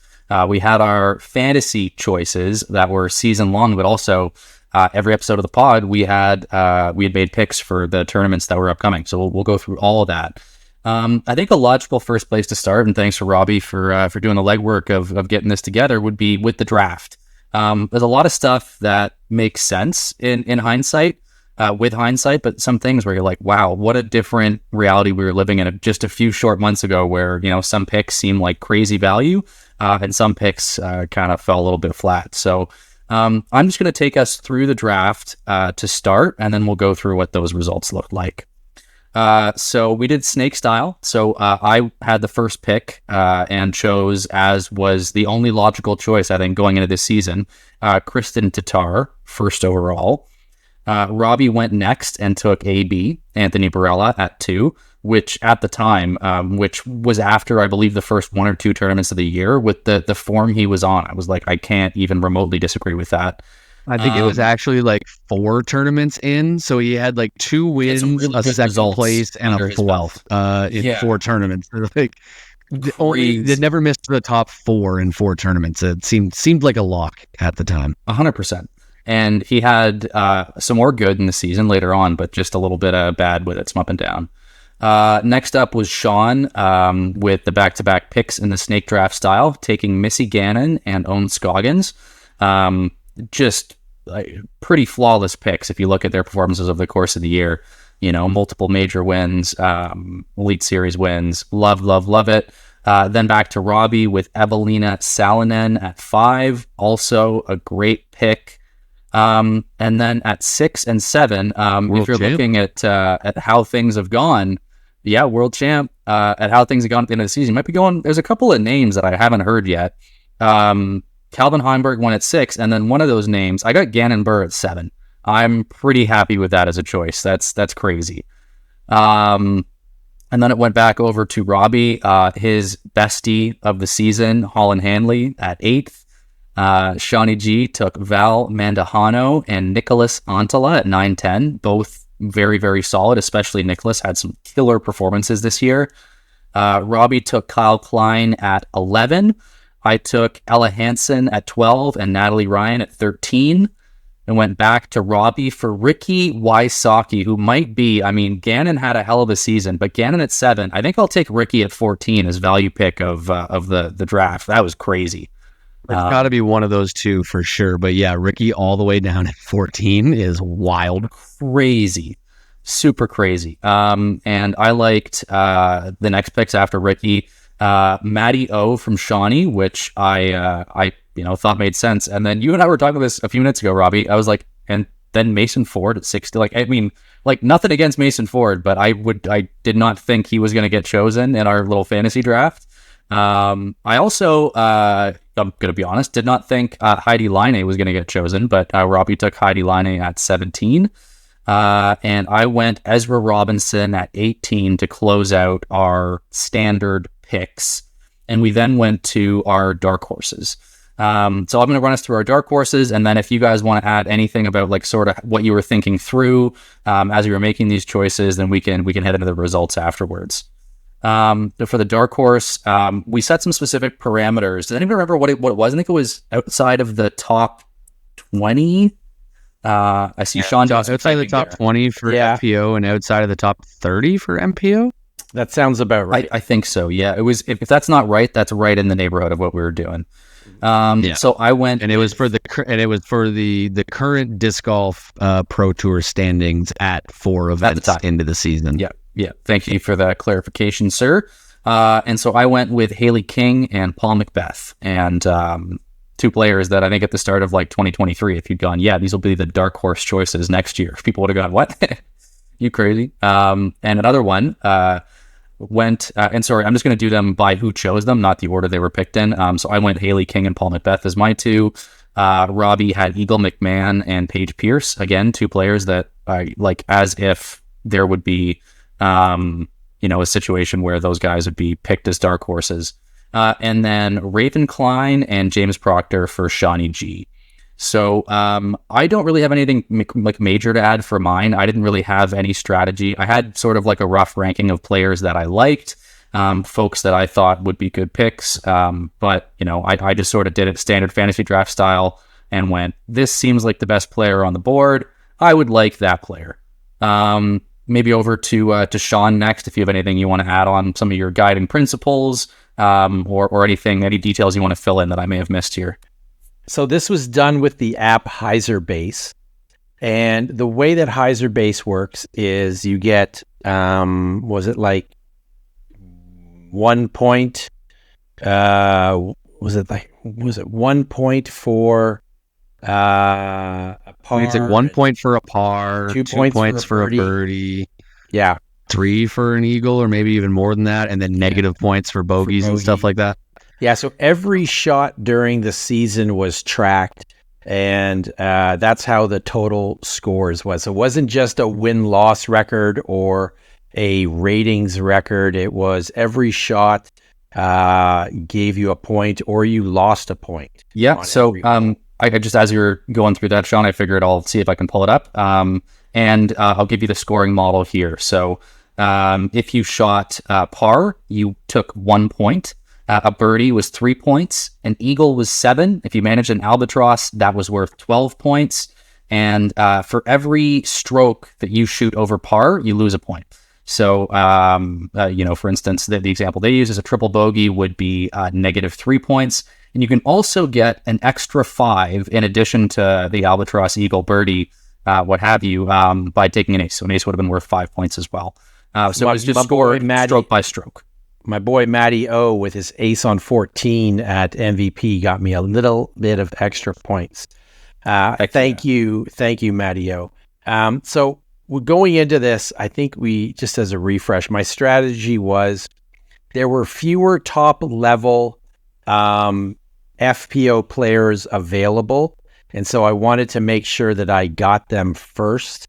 And so I got my FPO picks out of the way, and then went in for the MPO, thinking that there would be a few more. This is basically the strategy that I think is one of the guys over at the Uplink used on his also losing strategy for his picks as well. But It seemed like it made logical sense. Did you guys have a strategy picking yours, or just like who was the top one that was left? No, you nailed it, buddy. I actually really think that strategy makes a lot of sense. It's similar to what I'll do in fantasy hockey, where I'll prioritize defensemen or goalies in the first couple rounds, just because the value relative to the field is so high. So when you went Missy and Own, I was like, I might have even audibly like gasped or like been angry, because I actually love those picks. Sometimes it doesn't took him off the field. I take him off the field early.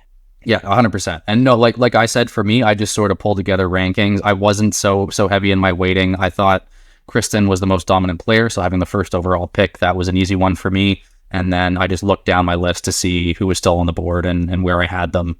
But Robbie, how about you? Yeah, I went more for like best value on the board at the time. And I'm pretty happy with the way that it worked out. At the time, Anthony Barella definitely seemed like the obvious choice for MPO, having the back-to-back wins to start the year, or at least 2 wins early on. I can't remember if they were back-to-back right at the start, but I know he won chess.com. And 2 other great finishes as well. Seemed like an absolute lock. Evelina Salonen in the second round for me, and then Holland Hanley, definitely feeling good about the FPO picks. Really, the one thing looking at my team is that me taking Kyle Klein at 11 was definitely a bit of a bummer this season. Definitely expected more for him, but taking Ricky Wysocki at 14 kind of balances that out. So it was definitely a fun format to do. I think most of us we did the draft and then kind of forgot about it for most of the season. That's what I did, at least, and was more focused on dummying everybody in our picks each tournament. At least that's how it felt. We'll get into some of the numbers in a sec here that Galen has been lovely enough to crunch. But yeah, fun overall format. The Ricky Wysocki at 14, I can't even, like, even at the start of the year, how did Ricky slip all the way to 14? Like at the end of the year, obviously in retrospect, like, he had a great year, but he had a great year last year too. How the heck did he slip all the way to 14? But you know what? Thank you guys for letting that happen, because he looked at home on my team. Well, hey, I think a little bit of a case of always the bridesmaid, never the bride with Ricky, where sometimes we forget how good and how consistent he is when he's got the Paul McBeths and the Gannons ahead of him. But don't forget, he also poor guy went from the dominant Macbeth era to the dominant Burr era. Like he had a good finish at chess.com. He finished second there, but like Waco, he went 10th. Texas State, he was 17th. Jonesboro, he was 12th. And I think that's when we picked. I think we picked after Jonesboro. I could be wrong. We should go back and check at some point. But I think it was 3 finishes outside of the top 10 leading into our draft. So I agree, like, don't bet against Ricky, but I think it also makes a little bit of sense. But kudos to you for having the foresight to grab him. 100%. Recency bias there, yeah, for sure. I think I saw a stat that was like, if Gannon Burr didn't exist this season, Ricky Wysocki would have had like 9 wins, like 2 majors, and over $200,000 earned this season, but just so many times came second to Gannon Burr. Well, and even setting that aside, I believe that Ricky would have broken the record for most cash in a season this year. Like, even with Gannon existing, if you somehow take like Gannon's cash total out, I think Ricky earned more this year than Kristen earned last year to break the past record. It's wild. Ricky's got the number 2 most money in a single season ever, and did it in a year where he still made like $70,000 less than Gannon Burr. Yeah, Ricky notably with the second most cash ever earned in a season, and the second most cash ever earned in this season at the same time. And like absolute in both, bonkers. Not even at 2/3 of what first place received. Crazy. The craziest one that I've seen, it still blows my mind. Gannon in this season made a quarter of what Ricky has made in his entire career in tournament winnings. Ricky is just over 800,000 tournament winnings, the most all time.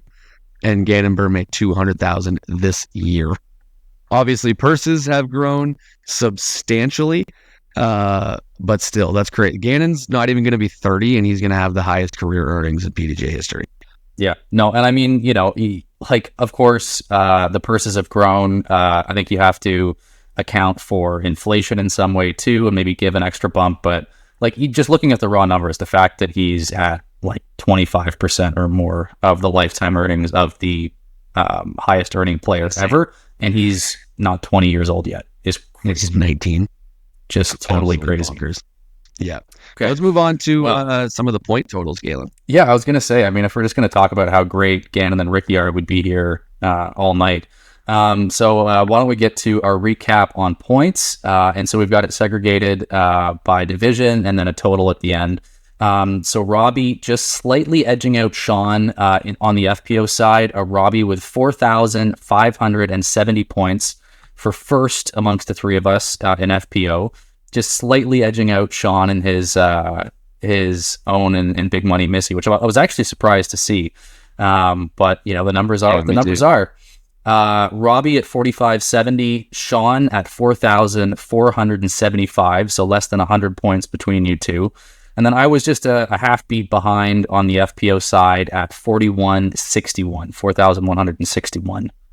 On the MPO side, though, is where I really shone through. So MPO, obviously, with typically speaking, scores that are taking more under par. We're seeing some bigger totals. So we're looking at numbers in the 4,000s for FPO, but numbers in the 6,000s and 7,000s in MPO. So I took it down by a pretty wide margin at 7,913 points in MPO. Robbie.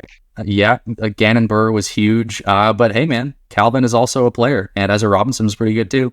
But yeah, Gannon definitely put my team on his damn shoulders. And so I took it down with 7,913 points on the MPO side. Mr. Robert, 7,301. So bit of a gap of about a little more than 600 points there. And then a bit of a gap again between Robbie and Sean. Sean finishing with 6,261 points. So, in total, to recap, champion of the world, greatest fantasy choice of all time. Sorry, it's my first overall trophy right there. That's unrelated to this, but it's on the table. I took it down with 12,074 points, very close with Robbie. Robbie, 11,871. The fact that we are at over 12,000 points for the victor and less than 200 separated first and second is crazy. Sean at 10,736. And I didn't even, again, peek behind the curtain. I see Sean typing something in the show notes that has got my mind turning. Because Sean, like I said earlier, I really liked your strategy of targeting those FPO players because the field is perhaps a little bit leaner, and getting those elite players makes more sense. But why don't you take us through some of the thoughts that you're having right now? Because this is something that's really important to consider too that I hadn't thought of. So looking at the totals, so in FPO there was something like 400 points spread between Galen's third place and Robbie's first place. And over in MPO, there was 1,600 point spread, something like that, between first and third. And that tells me that it is definitely more important to lock down the top MPO players, because in FPO, there just doesn't seem to be that much of a spread in the scores or disparity in how they're throwing in the tournaments. But in MPO, man, there is some wild swings. Now, it could also be because of maybe there were injuries, or maybe, they got on a cold streak. But it seems like when they got on a cold streak, they got on a really cold streak. And that just didn't happen in FPO. So next season, I think my strategy is definitely going to change to locking down the top MPO players first, because there seems to be less of a spread there. I really like I said, you got my gears turning there as I saw you typing a little bit of that out. The only thing that I would sort of add to that, I just muted myself. The only thing I would add to that conversation is that I wonder if that bears itself out across the entire player pool or just across our specific cross session of picks. I don't have the energy to do that right now, certainly while we're recording, but at some point before we do our picks for next year, because there will be picks next year, you best believe it. I think I'll go and try to find some of that data on whether it's just that, the players that we chose, there's more of a spread between the best and the lowest MPO player that we selected than there is between the best and lowest FPO player. Or if that bears itself out across the field too, because I do wonder, and again, like I don't want to like harp on this too much, but there were some outlier picks that on, in our fantasy draft. And I wonder if it's that the players that were chosen are just further down in the rankings, or if it's that it really is the case that those MPO players pegging those massive scores, that makes a big difference. Anyway, topic of conversation perhaps for another episode, but a lot to think about, I think. Anything else you guys want to hit on the fantasy, or should we move to picks? All right, over to picks it is. And this was, for me, an interesting exercise. As I went in, I singled out something. I actually wound up watching like several hours of our old podcast back because we don't have all of our old show notes to like get the individual picks from the individual episodes. So this was, as much as like I love our content, and I don't care. This was like half a day's worth of like listening to episodes and like finding all the correct choices because they didn't all have timestamps and everything. Anyway, this was some work and it was cool for me as it was coming together to see how these numbers were shaking out. So much like we did with the fantasy results, I'm going to break it down by division. So the key factor that I use to determine who the winner and who the losers, plural, were for the picks on the season was average pick ranking. So over the course of the whole season, how did each of your FPO picks, each of your MPO picks finish on average? In FPO, I did FPO first, and I was actually very surprised with the results because I was under the impression that Robbie had just dominated all season, which he kind of did. But I did FPO first, and I saw that I actually finished first by around 1 place on average. So in FPO, my FPO picks finished 3.95 fourth on average. Robbie's 4.88 and Sean's 7.56. So honestly, the fact that through all of our FPO choices on the season, on average, we all finished with an average pick strength of better than 8, like I will take that all day with the strength and size of this field. But so I saw that and I was like, ooh, I was getting excited. I was like, oh, Robbie, seeing some surprising results here, buddy. We'll see how it plays out.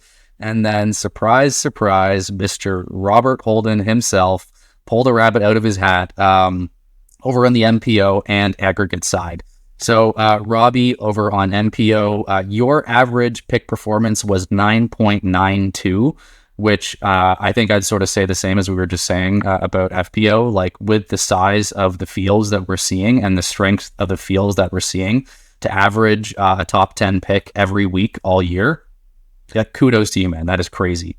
I was about a 1.5 behind. I averaged 11.42 and Sean averaged 13.76 in MPO. So, and the numbers don't quite add up perfectly if you were to, expand them out and then contract them again, because there were a few weeks where we could pick dark horses from either the MPO or FPO side. And also they don't break down perfectly because there were a number of weeks where I was off living my non-podcast life, doing some other stuff, and wasn't making any picks at all. So if anybody cares and is like, hey, those numbers don't quite break down the way I thought they would, that's why. There were more picks for some players and there were more picks for some divisions. But overall, Robbie taking it down with an average pick performance across MPO and FPO of 7.35. Averaging better than 7.5 every pick all year, day in, day out. Kudos to you, man. That's awesome. I was a half beat behind at 7.975 on average, so just better than 8th on average. and Sean finishing at 10.45, right around averaging a 10th place pick overall. So I got some other highlights. I ran through some things as far as people that picked the winners of tournaments, how some different categories of tournaments shook down. But maybe before we get there, I'll throw to you guys for any quick thoughts and reflections you have on our picks on the season. Nope, you guys are shaking your heads. You don't care. Awesome. I will not do that. And instead, I will go to some more sort of like just things that sort of stuck out to me. I had it all visualized in front of me on a spreadsheet and went, oh, that's interesting. Oh, that's interesting. And just sort of picked a few things out that I thought were neat. So DGPT Europe, interestingly enough, Robbie, despite lapping the field overall, Robbie was actually third in DGPT Europe. So Sean and I tied with an average pick performance of 7.58 in Europe, which I'm pretty happy with that. That's great across both divisions. And Robbie just behind us at 7.91. I'll also shout out Sean for having the best performances on the biggest stages. So in majors, Sean averaged 8.75 for his picks, which was first amongst the three of us. I averaged 10th and Robbie averaged 10.25. So Sean at 8.75 across every major was stellar, man. Very nice. I will also shout out two more things that I thought were interesting. Robbie had the most picks on the podium this season, which will come as a surprise to nobody. A little more variance in your numbers. You had some players that finished further down. But as far as the number of picks in the podium, Robbie, 27 players. That's crazy that you had a player finishing in the top 3 27 times this season. And to close out, I will give myself one final feather in my cap. I had the fewest picks outside of the top 10. And part of that, I think, is that I've picked fewer times than you guys. But looking at like the number of tournaments that I picked in, I was on pace to beat you two anyway. Even if I'd picked the same number, statistically, I should have, unless I really messed something up, if I'd maintained my pace, been good. But fewest picks outside of the top 10. I only had 7 players on the year outside of the top 10, which I thought was pretty good too. So, Wayne Sexton of disc golf picks, just nice and safe. Heck yeah, buddy. Well, that's it for me on the results of our picks on the season, fellas. So if anybody has anything to add, I'm going to cede my microphone and the floor is yours. Yeah, one stat that you skipped over and I absolutely cannot stand for is the most winners, of course, myself. 12 total winners predicted, including I'm looking at that. How did I not read that out? Twice. That's right in the middle of all the things I was reading, and I plan to talk about. I don't know how. Sorry, buddy. Go ahead. No way. I'm letting you skip past that. Sean had 8 and Galen had 6, including both winners for the DGPT championship. So ending the season very nicely for Galen, but including both winners twice for myself. Was that not in back-to-back weeks? I think it was just off. Let me see if I can pull it up again. But I was thinking that's going in. Tournament. I think it was something like both winners and then a first and a second and then both winners. But you were on a crazy run of having at least one winner and like multiple players on the podium. Out of 6 winners. Robbie Golden prophecy. Yeah. I think I remember like expecting that's what I was going to see and seeing it was off slightly from that. But you were on a crazy tear, man, of choosing at least one winner, tons of podium picks, and the only one to choose both winners twice. Crazy.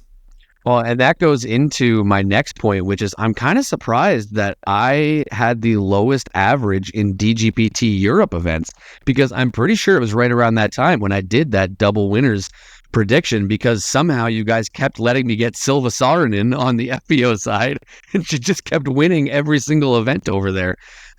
She went on that heater where it was the month of June. She went 5 for 5 in tournaments with 2 Elite Series and 2 Silver Series, something like that. And I kept getting to pick her over and over again. So kind of surprising to me that I averaged the lowest in DGPT Europe events. But then also 38 top 10 picks for me. Let's go. Just constantly in the top 10. Yeah, dude. And you really, I think the only thing that might have hurt you in Europe, and I'm seeing if I can find the spreadsheet with all this data as we're talking, and it's just eluding me. I don't know where I've got it saved, but I think I picked like an MPO player that finished like 30 something. yeah, you had a little bit more variance just on the season. You picked more players towards the top than anybody else, but like there were certain weeks where you had players that really had outlier poor performances. Okay, here we go. Yeah, so you had Nicholas Antila, who finished 27th at the Swedish Open, and you had Anthony Barella, who finished 36th in the European Open. So you had some really, really hot performances, but you didn't have Wait down. players that were consistently at the top. So I'm gonna break down what we got here, by the way, for your sort of back-to-back hot performances. So you had both winners at Turku.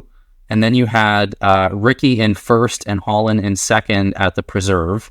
You had Silva in first at the Swedish Open, and then that was the week where you had Nicholas at 27th. And you had a couple of really hot performances there, and then just sort of good, but nothing crazy in the middle. And then you went Kristen in 8th and Ricky in first at the European Disc Golf Festival, so a winner there.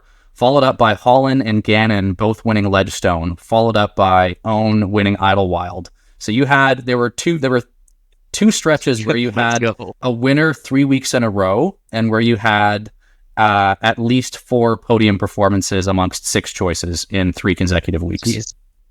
Let's go. You profit. You got our wizard, Robbie. Just amazing. And I'm maybe the worst Hagrid impression in the history of Hagrid impressions, but. And hey, right. I'm not going to name the player, but I am going to say that there is one specific pick on the season that bit me. And if I had chosen a different player, I would have hunted you down. I'm going to make it my life's mission next season to take you down, because if not for an outlier 80th, I had you dead to rights, and I just got knocked one spot down the pedestal. But I'm coming for you, buddy. I know who you're talking about, and I think you should DM him and tell him that. And he'll respond with something that'll just make you love him right away, and it'll be like, well, I can't hate this guy. What the heck? Who says it's in? Could be anybody. That's true. That's true. I was just let's just wrap this up by saying I really enjoyed doing the picks this year. I can't believe we have to wait until February to start doing this again. What the hell is this off-season stuff? Let's go 365 with disc golf. Yeah. But yeah, super, super fun. I can't wait to do it in the 2025 season and take our viewers along with us. Maybe we should open it up to the viewers as well. I would love that. And let our listener get in on it somehow as well. I'm just going to say, our singular listener. But also just sort of a quick programming note, because we've all talked about it. We probably should have led with this, because as we know, we have one listener and podcast viewership sort of bleeds as the episode goes on. So we should have led with this, but we are going to continue to put out episodes through the winter. We're going to move from 2 episodes a month to 1 episode a month. So instead of bi-weekly, you're going to get 1 episode a month. Probably better for you guys anyway. To stick bi-weekly. A little bit less of our content. Or not. Do we have this whole conversation? Or we'll keep. Yeah, we had this whole conversation. Schedule. We said we're going to do it monthly. We'll see. Okay, they'll come out when they come out. Why make decisions when we can just wing it? That's always my philosophy. We'll either be back on the exact schedule that you've come to know and hate, or we'll be back at half of that schedule. Either way, you are not going to be through with us just because we are through with the 2024 disc golf season. We're not going anywhere. I still have one more tournament on Miss Mando. Oh, yeah. My goodness. Yeah. I've signed up for an A tier down at Olympus in Florida. Oh, nice. Yes. Going down there for the Christmas holidays to visit the fam, and going to be able to squeeze in one extra little A tier. So should be super sick. The chest save you can add to that trophy collection that you're growing. Well, I'm working on it. I'm also glad that you pivoted there. Best track. Because we like to try to keep things vaguely family friendly when and where we can. But I was about to go into the Wolf of Wall Street. I'm not fucking leaving. And so I think it was for the best that we moved to. Damn, we got a flag this for swearing now. No, we don't. I whispered. It's fine. If you whisper, then it can't be heard. Anyway, we've been talking folks' ears off for long enough. Somebody wrap this thing up. God damn it. Yes. Keep an eye out for what we've got coming in the off season. There will still be plenty of stuff coming from Mist Mando, including something special I might run on Facebook again, like the course vote, but something a little different. But keep your eyes out on that. I'm in the background, lingering, working on stuff. And we, check out our Instagram for more updates as well. And I'm sure if you're not able to make it to the Mando Mayhem for some reason, I'm sure we will have lots of stuff posted on our social medias for that as well. But that is going to do it for us here on Mist Mando this week. For Sean Galbraith and Galen Naidu Harris, I'm Robbie Holden. This has been Mist Mando, and we will catch you later.